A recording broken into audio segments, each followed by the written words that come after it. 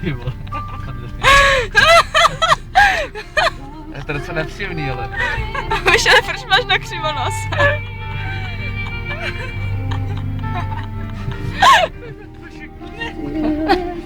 Michale! Hej, a v ten šílený, já nechom... Tak jsem mluví slepej, ne?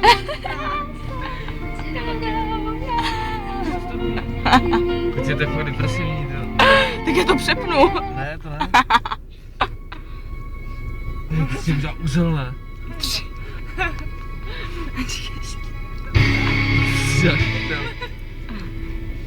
Michale, tak si to rozvaž, ne? Ježišmarja, musíš chodit tak prdlo už.